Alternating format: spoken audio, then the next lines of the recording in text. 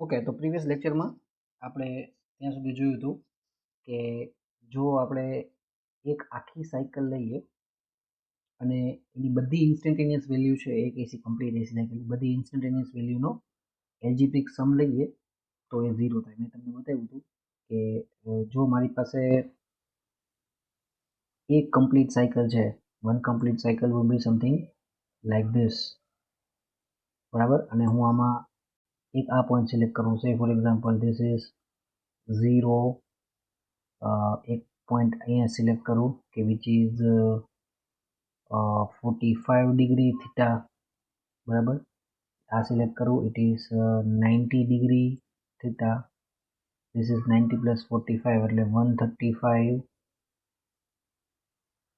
this again is 0, this is 130 this is 180 plus 35, બરાબર. એટલે 180 plus 35 કરીએ તો this becomes 215, this will be 270,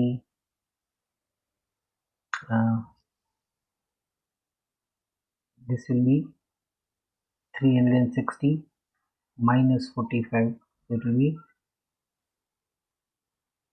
315 and this is again 2 pi of 0.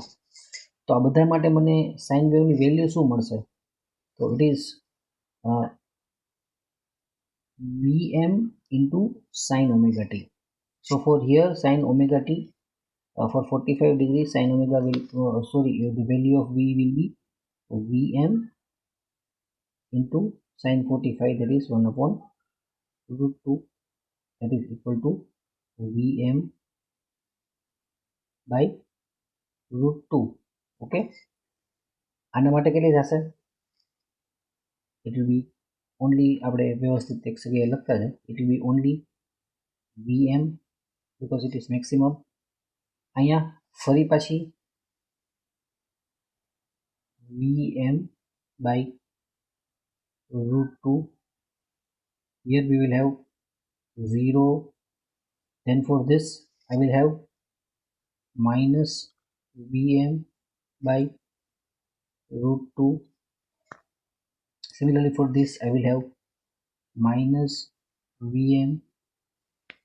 Again for this I will have minus Vm upon root 2, and then for this point it will be 0, and for starting point also it will be 0. આ બધી વસ્તુનું addition કરું, this Vm by 2 and this Vm by 2 cancel out, this Vm by 2 and this Vm by 2 cancel out, this Vm and minus Vm cancel out, 0 0 તો 0 છે જ. તો આખી સાયકલના હું દરેકે દરેક ઇન્સ્ટન્ટેનિયસ વેલ્યુનો એલ્જિબ્રિક સમ લઉં તો it comes to a big 0. Okay, but this does not mean, see what is written, does not mean that power dissipated is 0. Power is not 0. Now let us find out what is the power. So instantaneous power dissipated in a resistor. Instantaneous power also કે કરંટની value કે વોલ્ટેજની value જ્યારે V છે અથવા I છે. See, V is the instantaneous value, that is Vm into sin omega t, or I is the instantaneous value of current, that is Im into sin omega t. So instantaneous value is I square R. Ohm's law ને આપણે put up કરીએ તો we know that power P is equal to V into I. Ohm's law થી હું substitute કરું કે V is equal to I into R, so it becomes IR into I, so it becomes I square R. Okay, તો instantaneous power આપણે કહીએ છીએ એટલે કરંટની વેલ્યુ ઇન્સ્ટન્ટેનિયસ લેવી પડે, આવડ્યા. તો I square R. Now we know that this I is this much, તો એનો આપણે સ્ક્વેર કરી I square M R sin square omega t. Okay, the average value of power આપણે કેવી રીતે લેશું? તો એવરેજ વેલ્યુ માટે આપણે એક જુદું નોટેશન વાપરીએ છીએ. વી રાઇટ એસ પી બાર. પી બાર એટલે એની એવરેજ વેલ્યુ થઈ. તમે મેથ્સમાં કદાચ ભણ્યા હશો કે જ્યારે આપણે મીન લઈએ ત્યારે એને એક્સ બાર તરીકે લખતા હોઈએ છીએ. તો આ P bar is equal to the average value of I square r. પણ આપણે એ જોયું કે average value of I square r તો 0 થવી જોઈએ, પણ આમાં એ 0 નહીં થાય. શું કામ આપણે જોઈએ. સો I square r, by the definition we can put I square r into sin square omega t આવડ્યા, બરાબર, is equal to Im square into r of sin square omega t, because Im is going to be constant, amplitude is constant. એ તો જે maximum value આ છે, આ Vm ની જો એક fix value છે અને આ Im ની પણ એક ફિક્સ વેલ્યુ છે. તો Im is constant, similarly R is the physical resistance in the circuit, બરાબર. તો એ પણ કોન્સ્ટન્ટ છે, એટલે આપણે એની એવરેજ લેવાની જરૂર નથી ને બહાર લઈ લઈએ. So now we have the average value of sin square omega t only, and using trigonometry we can prove that sin square omega t will be 1/2. okay, I think mechanics ના chapter માં એકમાં આપણે આ prove કર્યું હતું, how average value of sin square omega t is 1/2. okay, thus t bar is 1/2, કારણ કે આ 1/2 થઈ ગયું, 1/2 into I square m અથવા Im square, sorry, that is the maximum current value squared multiplied by r multiplied by half. તો આ આપણો average power થયો, બરાબર, કે જે આ રેઝિસ્ટર છે એ ડિસિપેટ કરશે જ્યારે આપણે એને એસી સોર્સ સાથે લગાડીએ. એવો એસી સોર્સ કે જેના voltage v is equal instantaneous voltage v is equal two vm sin omega t હોય, અને એના કારણે આ રેઝિસ્ટરમાંથી I is equal two Im sin omega t જેટલો કરંટ ફ્લો થતો હોય. Okay, so this is vote we get when we find out the average power.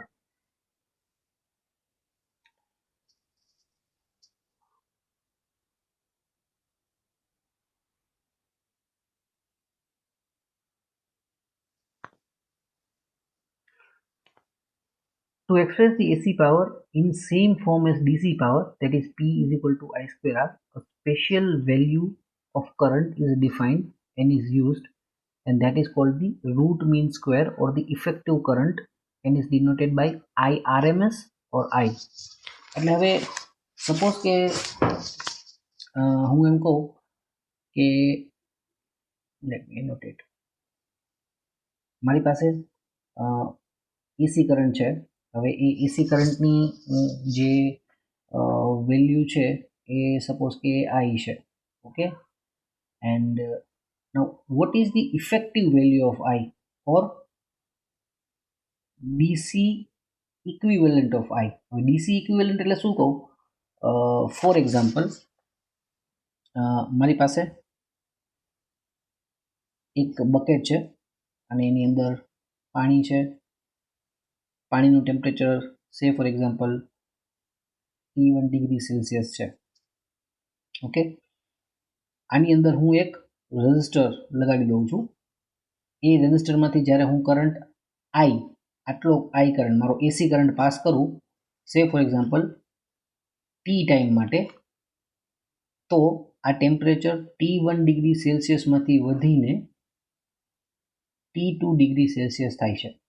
Okay, હવે આ જ રેઝિસ્ટરની અંદરથી જ્યારે હું એક ડીસી કરંટ પાસ કરું, સે ફોર એક્ઝામ્પલ I, તો એ ડીસી કરંટની વેલ્યુ મારે એવી ચૂઝ કરવાની કે એ ડીસી કરંટને પણ હું જ્યારે ટી સેકન્ડ માટે પાસ કરું ને તો ટેમ્પરેચર ઇન્ક્રીઝ મને આટલો જ થાય. તો પણ આપણે શું કમ્પેર કરીએ છીએ કે એક પર્ટિક્યુલર એસી માટે આપણને કેટલું ડીસી કરંટ પાસ કરવો પડે કે જેના કારણે એક સરખું હીટિંગ આપી શકે, બરાબર. સપોઝ કે આમાં એવું થયું કે વિધિન ટી ટાઈમ વોટરને 10 જૂલ્સ એનર્જી મળી, તો આ 10 જૂલ્સ કેટલા કરંટને કારણે મળી, તો I જેટલા કરંટને માટે. તો મારે હવે શું ગોતી કાઢવાનું છે કે 10 જૂલ જેટલી જ હીટ આટલા જ પાણીમાં આ જ રેઝિસ્ટરની મદદથી મને મળી જાય એવી ડીસી કરંટની વેલ્યુ કઈ. જો એ ડીસી કરંટની વેલ્યુ હું ગોતી લઉં, then that is my equivalent value of AC voltage, and that is known as effective current or IRMS. એટલે IRMS એટલે કાંઈ નહીં કે આપણો જે પણ એસી કરંટ હોય એ એસીને ઇક્વિવેલન્ટ ડીસી વેલ્યુ કરંટની વેલ્યુ શું છે એને આપણે IRMS ઓર ઇફેક્ટિવ કરંટ ઓર રૂટ મીન સ્ક્વેર કરંટ તરીકે લઈએ, બરાબર. And how do we find the root mean square? The root mean square is defined as I is equal to average value જે છે એટલે I બાર છે એનો સ્ક્વેર અને પછી એનો સ્ક્વેર રૂટ. સ્ક્વેરને સ્ક્વેર રૂટ એટલે કરીએ છીએ because we want the number to be positive. That means now what is this I bar? તો I bar તો આપણે આગલા ફોર્મ્યુલામાં ડિરાઈવ કરો, it is 1/2 into im whole squared અથવા im squared, બરાબર. So if I put it like this, it will be im upon root 2, that is im multiplied by 1 upon root 2, and 1 upon root 2 is 0.707 im. okay, તો કોઈ પણ current હોય, કોઈ પણ એસી current હોય એનો તમે 70% લઈ લ્યો તો એ ઇક્વિવેલન્ટ ડીસી કરંટ થાય. For example, if I take a sinusoidal current, અમારી પાસે સાઇન વેવ કરંટ છે, બરાબર. તો એની જે આ આઈએમ વેલ્યુ છે, સપોઝ કે એ 100 વોલ્ટ હોય, 100 એમ્પિયર્સ હોય, તો એની રૂટ મીન સ્ક્વેર વેલ્યુ ક્યાં આવે? તો એ અહીંયા ક્યાંક આવે, આટલી, and that will be 70.7 એમ્પિયર્સ.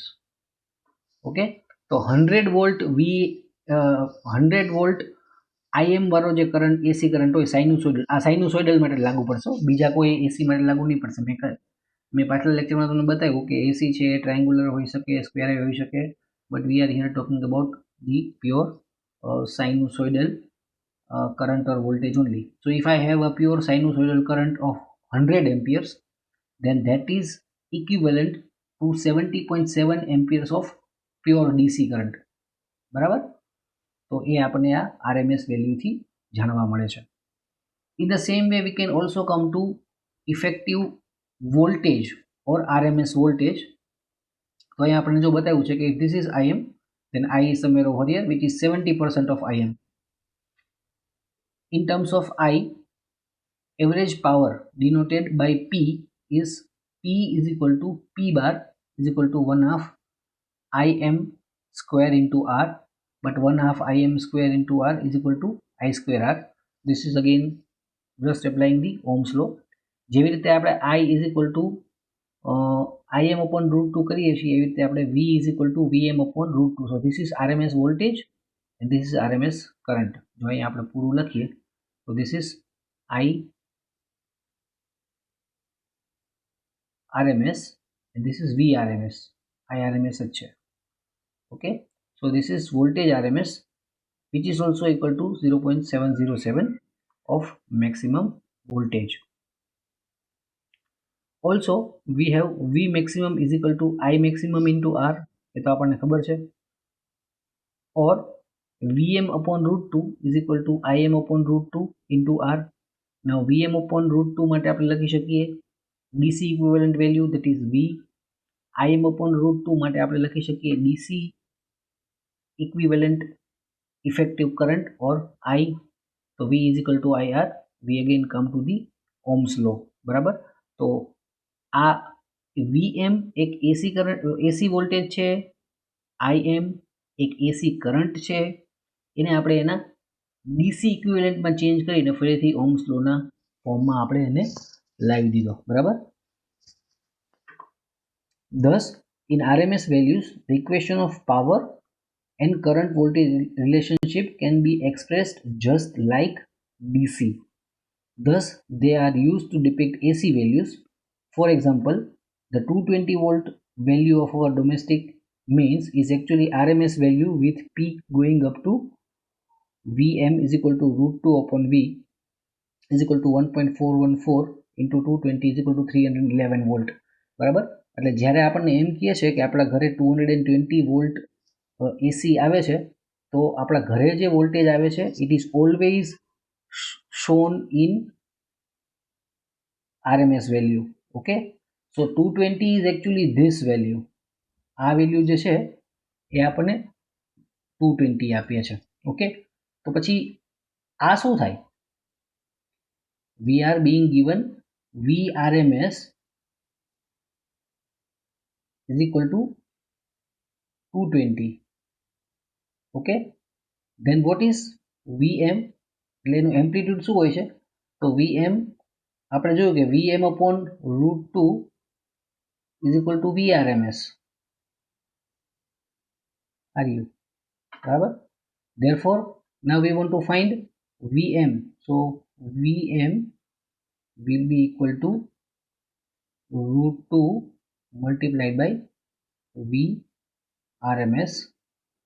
So √2 is 1.414 multiplied by Vrms, that we are given 220, and that comes to 311 volts.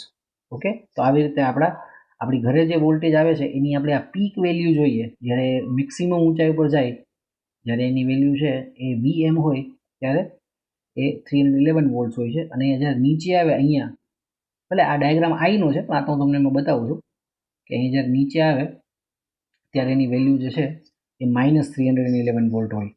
પણ +300 વોલ્ટથી -300 વોલ્ટ વચ્ચે વેરી થતા સાઇનુસોઇડલ જે વોલ્ટેજ છે એની આપણે RMS વેલ્યુ લઈએ કે ઇફેક્ટિવ વેલ્યુ લઈએ, then it comes to 220 volts.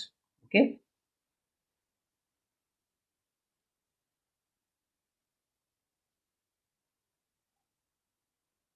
Now let us see an example on the same.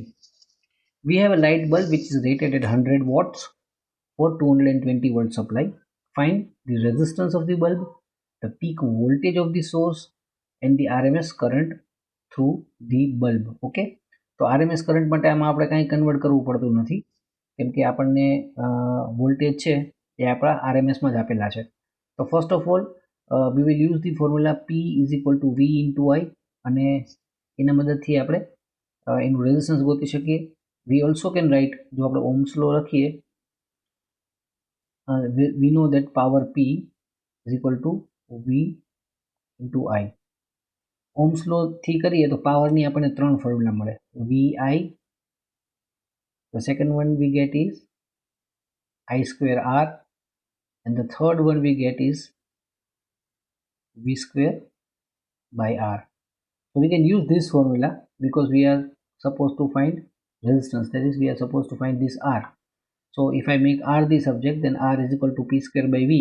આવી ગયું P square by V value suppose કરીએ, we get 484 ohms એટલો રેઝિસ્ટન્સ બલ્બનું હશે. આટલું રેઝિસ્ટન્સ હોય ત્યારે આપણે એને 220 વોલ્ટ એક્રોસ લગાડીએ તો એની અંદરથી કરંટ જે ફ્લો થાય એના કારણે એ 100 વોટ ડિસિપેટ કરે. પીક વોલ્ટેજ તો આપણે આગળ જ ફાઇન્ડ કર્યું, it is √2 into V, it is 311 volt. આગલી થિયરીના એન્ડમાં આપણે એનું કર્યું. And finally what we want to find? We want to find the current through the bulb. Okay, we have the power, we have the voltage. It is very easy to find the current because I will be equal to P upon V. So 100 upon 220, that gives us 0.450 amperes of current will pass through the bulb.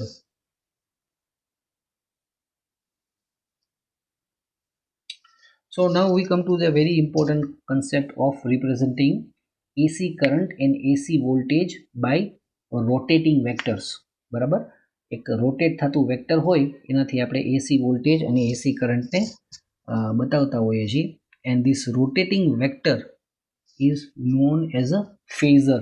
બરાબર, એના માટે આપણે એક અલગ નામ વાપરીએ છીએ, it is known as a phasor. બરાબર, તો રોટેટિંગ વેક્ટર એક પણ હોઈ શકે, મલ્ટીપલ હોઈ શકે. સપોઝ કે કોઈ સર્કિટના કરંટ અને વોલ્ટેજ બે તમે વેક્ટર તરીકે કે ફેઝર તરીકે બતાવવાના હો તો બે રોટેટિંગ વેક્ટર હશે. One will be the voltage phasor and other will be the current phasor. So AC current and voltage are in phase for a pure resistor, but this is not the case for capacitors and inductors, or sometimes combination of both. તો સર્કિટની અંદર જો ખાલી capacitor હોય કે ખાલી inductor હોય કે કેપેસિટર ઇન્ડક્ટર રેઝિસ્ટર ત્રણેય મિક્સ હોય તો એસી કરંટ અને વોલ્ટેજ બે ફેઝમાં હોતા નથી. એસી કરંટ અને વોલ્ટેજ એક જ કેસમાં ઇન ફેઝ હોય, and that is the case if there is only resistance in the circuit. સર્કિટની અંદર કેપેસિટન્સ કે ઇન્ડક્ટન્સ ન હોય, પ્યોર રેઝિસ્ટન્સ હોય તો જ એ શક્ય છે કે કરંટ અને વોલ્ટેજના બે વેવફોર્મ છે એ ઇન ફેઝ હોય, બાકી એ વચ્ચે ફેઝ ડિફરન્સ હોવાનો છે. Okay, the concept of phasors is used to express the phase relationship between the current and voltage in an AC circuit. તો જો મારી પાસે એસી સર્કિટ છે અને એસી સર્કિટમાં કરંટ છે અને વોલ્ટેજ છે અને એ વોલ્ટેજ ને કરંટ વચ્ચેની ફેઝ રિલેશનશિપ મારે બતાવી છે, તો કેવી રીતે બતાવી?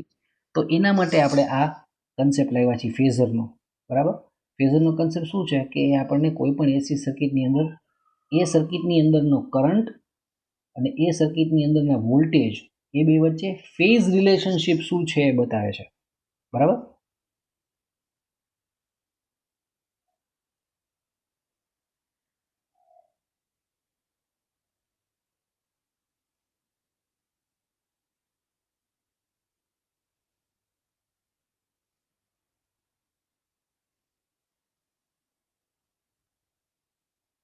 so this is the example of a phasor કે આ ફેઝરનો એક્ઝામ્પલ છે.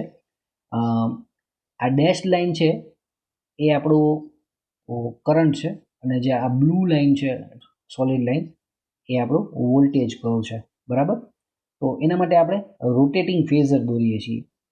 બરાબર, for example if I take this particular point, both the phasors are like this.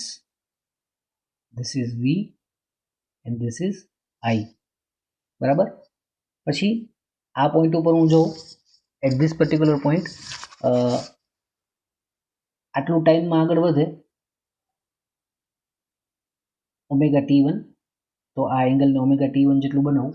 For example જ્યારે આ વેવ અહીંયા પહોંચશે, so we know that this point is 90 degree or it is pi.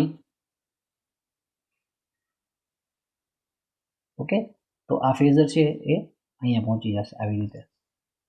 બરાબર, હમણાં એ તમને એનું એનિમેશન બતાવો એટલે તમને વધારે ક્લિયર થઈ જશે. સપોઝ કે આપણે અત્યારે એવું કરીએ કે lettuce just stick two this value. બરાબર, આ પ્રોજેક્શન છે, તો એટ ધીસ પોઈન્ટ મારે ઓમેગા T1 વખતે જો મારા ફેઝરની વેલ્યુ જોતી હોય તો હું શું કરીશ? I will draw a line આવી રીતે with omega T1 as angle, અને એ વખતે હું મારા વેવના બે પ્રોજેક્શન લઈ. સપોઝ કે હું આ ડેશ લાઈન પ્રોજેક્શન છે એ હોરિઝોન્ટલી અહીંયા કરું, then I get this smaller phasor. બરાબર, let me rub this so you can see that grey phasor મળી ગયો આપણને.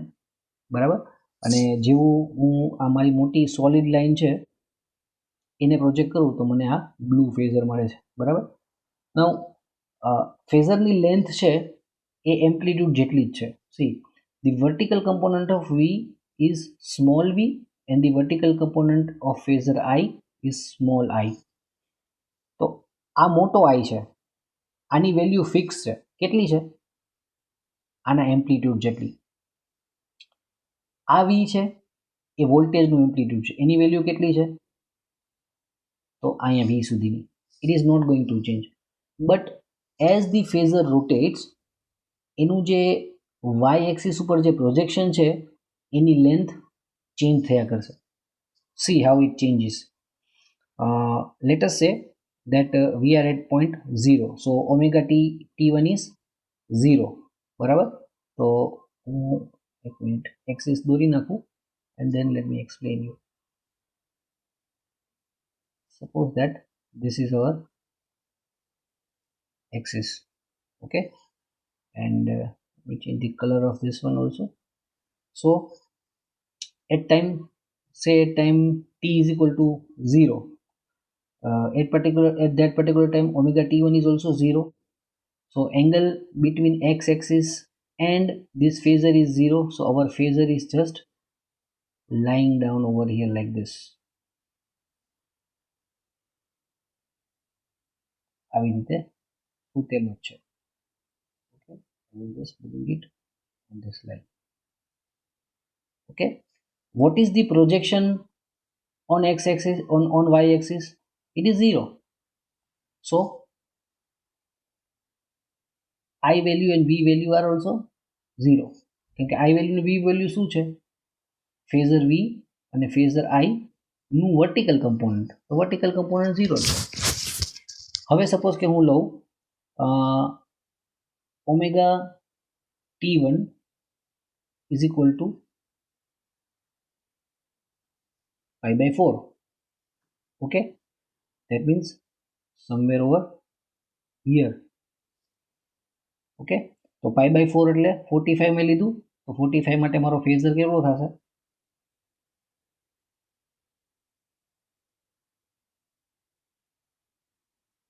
આવી રીતે. Okay, and what will be the projection of this phasor on vertical? It will have this much value. Okay, તો 0 માટે આ 0 હતું, pi by 4 માટે એ આટલું થયું. Then I take omega t1 is equal to pi by 2. તો pi by 2 કરીશ તો આ ફેઝર છે એ આખું અહીંયા આવી જશે. So it self is the vertical projection. પછી આમ જાય એમ એનું પ્રોજેક્શન પાછું નામ થતું જશે. And as it enters the third quadrant, the vertical projection moves on the negative side of the y-axis, so that we can say that voltage has turned or current has turned negative. બરાબર. તો vertical projection આપણે જે લઈએ છીએ એ vertical projection આપણને instantaneous value આપે છે, જ્યારે આપણો જે ફેઝર છે એની લેન્થ છે એ હંમેશા એનું જે આપણે મેક્સિમમ એમ્પ્લિટ્યુડ કહીએ છીએ હોય છે. તો magnitude of the phasor are VM and IM respectively, which show the amplitude of voltage and current respectively. તો આ ફેઝર છે, ટૂંકમાં ફેઝર કેવડા દોરવાના છે? તો મેક્સિમમ એમ્પ્લિટ્યુડ જેટલા જ દોરવાના છે. જો આપણે V માટેનો ફેઝર દોરીએ છીએ તો એની લેન્થ VM હોવી જોઈએ. જો આપણે કરંટ I માટેનો ફેઝર દોરીએ છીએ તો એ ફેઝરની લેન્થ છે એ IM એટલે કરંટના એમ્પ્લિટ્યુડ જેટલી હોવી જોઈએ.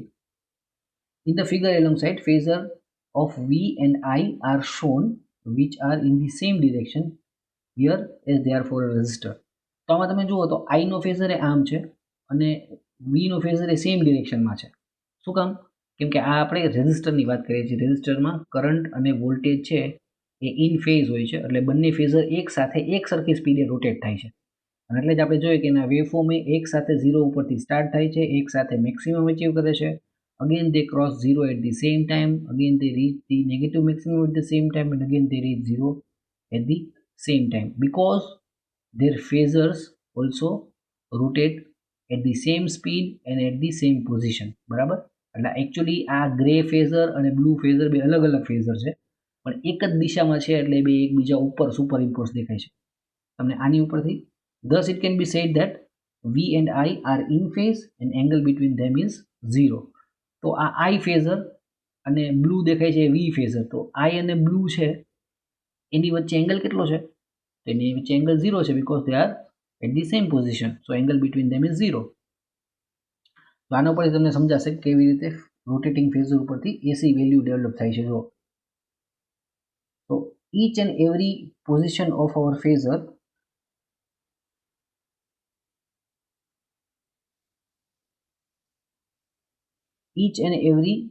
position of the phasor shows the each and every. જો ફર્સ્ટ ક્વોડ્રન્ટ અને સેકન્ડ ક્વોડ્રન્ટમાં છે ત્યારે એ વેવનો પોઝિટિવ હાફ સાયકલ બનાવે છે. થર્ડ અને ફોર્થ ક્વોડ્રન્ટમાં જ્યારે છે ત્યારે એ વેવનો નેગેટિવ પાર્ટ બનાવે છે. બરાબર. તો ફેઝરની દરેક પોઝિશન છે એ આપણને વેવની અલગ અલગ જગ્યા દેખાડે છે. Now this is for a single wave. If it was for two waves તો આપણને અહીંયા બે ગ્રાફ મળત. બરાબર. કેમ કે અહીંયા આપણે જોઈએ કે બે ફેઝર એક સાથે રોટેટ થાય છે. જો બે ફેઝર એક સાથે રોટેટ થતા હોય તો અહીંયા આપણને બે ગ્રાફ મળત. બરાબર. Phasor is a very important concept, અને આગળ જે આપણે જેટલી પણ વસ્તુઓ કરશું એ બધાની અંદર ફેઝર્સ છે એ અચૂક જ આવશે. And we have to be very થરો with it. Okay, so again let me tell you what we have done today. So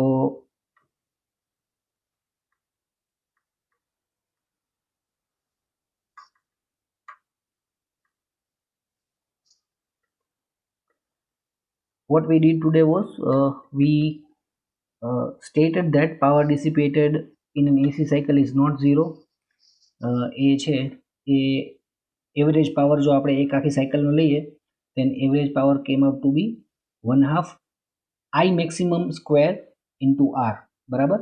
એટલે આપણું જે ઇન્સ્ટન્ટેનિયસ વેલ્યુ છે એને એવરેજ પાવર સાથે કાંઈ લેવા દેવા નથી, પણ જે મેક્સિમમ વેલ્યુ છે એનો સ્ક્વેર કરીને 1/2 થી મલ્ટીપ્લાય કરી અને પછી આપણે રેઝિસ્ટર સાથે મલ્ટીપ્લાય કરીએ that gives us the average power of an AC cycle if it is sinusoidal.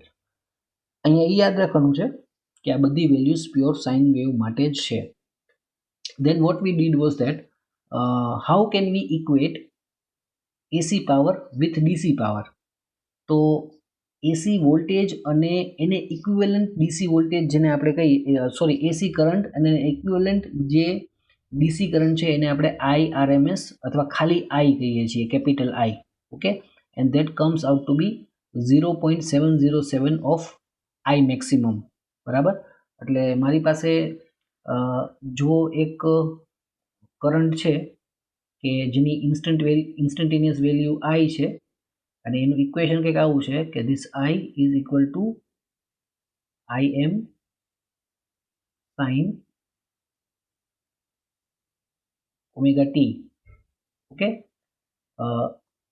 now if somebody says that what will be the DC equivalent of this current, એટલે આ જે current છે એની DC equivalent value શું થશે? તો એની DC equivalent value થશે this IM, this maximum value, this amplitude divided by √2.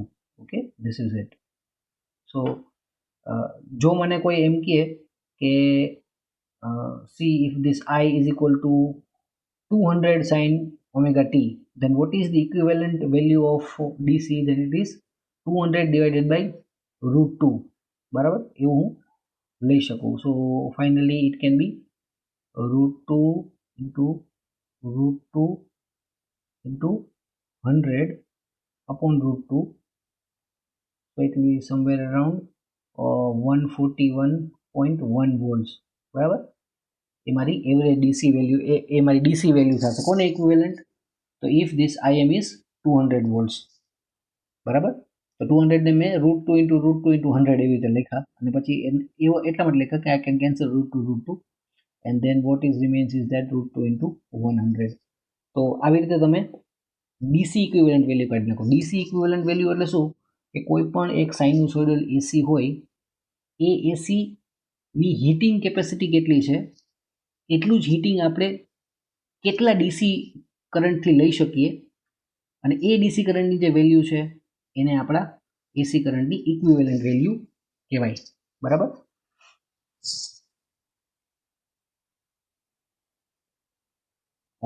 Then we had average power in terms of I, that came out to be I square R. જ્યારે આપણે અહીંયા substitute કરીએ ત્યારે જેવી રીતે RMS કરંટ છે એવી રીતે RMS વોલ્ટેજ પણ આપણે ડિફાઇન કરી શકીએ અને RMS voltage is also by same standards VM upon √2, that is 0.707 into VM.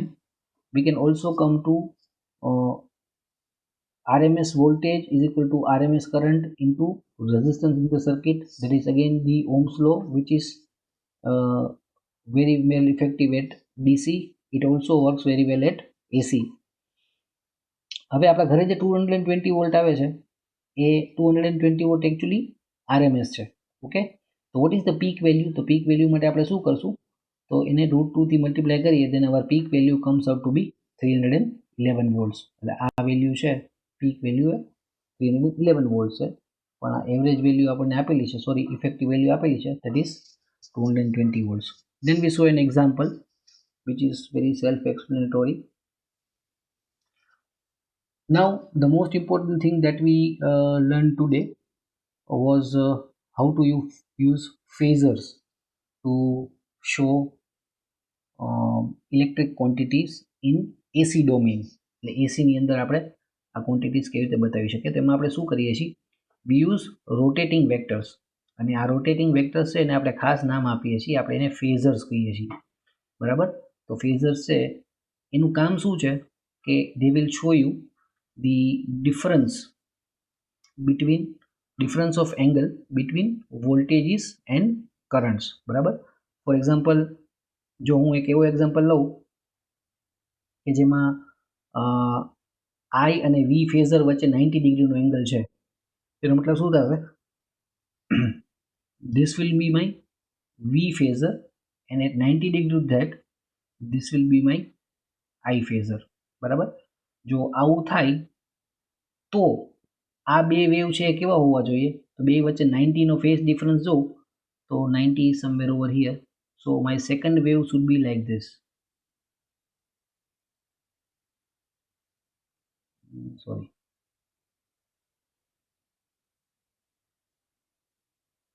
so my second wave, it will be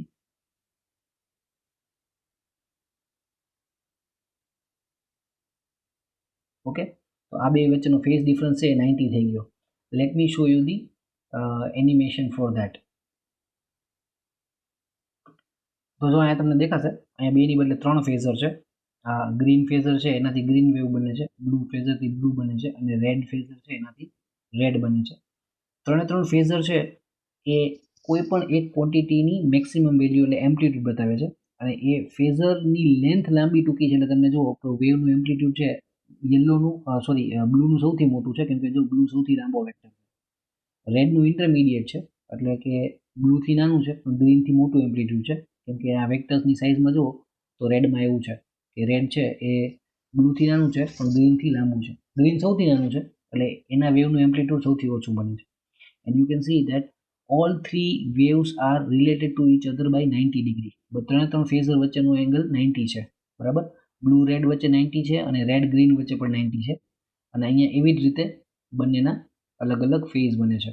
તમે આપણા એક્ઝામ્પલમાં જુઓ તો રેડ અને બ્લુને ખાલી ઓબ્ઝર્વ કરો તો C when red is 0 blue is maximum, બરાબર, કેમ કે બે વચ્ચેનો એંગલ છે એ એક્ઝેક્ટલી 90 ડિગ્રી છે. so this is how we can use phasors to show the relationship between multiple waves of either voltage and current. આના સિવાય બીજો કોઈ રસ્તો નથી, કેમ કે તમે એવું જોવા જાઓ તો સપોઝ કે રેઝિસ્ટરની અંદર એવું બને છે કે કરંટ અને વોલ્ટેજ ઇન ફેઝ હોય છે, કેપેસિટરમાં અથવા combination of inductors and capacitors and resistors it is not so. તો જો એવો કોઈ કેસ હોય તો આપણે વોલ્ટેજ અને કરંટના રિલેશનને કેવી રીતે બતાવીએ? તો there is only one way to show it, કેમ કે આવા વેવફોર્મ દોરવા છે એ બહુ અઘરા હોય છે દરેક પોઈન્ટ માટે, એટલે આપણે એને ફેઝર ડાયાગ્રામથી બતાવીએ છીએ, કેમ કે ફેઝર ડાયાગ્રામથી એને બતાવવું છે એ પ્રમાણમાં સહેલું હોય છે. So this is what we did today. If I pause this, દેખાશે કે જો જ્યારે આ ફેઝર છે એ એક્ઝેક્ટલી 90 ડિગ્રી આવી ગયો ત્યારે તમને દેખાશે કે આપણું આ વેવ છે એ મેક્સિમમ પહોંચ્યું, બરાબર. જ્યારે ફરી પાછો અહીંયા 0 ડિગ્રી એટલે 180 ડિગ્રી આવી જશે ત્યારે આપણું જે છે આ વેવ એ પણ પાઈમાં પહોંચશે, એટલે એની વેલ્યુ 0 થઈ જશે.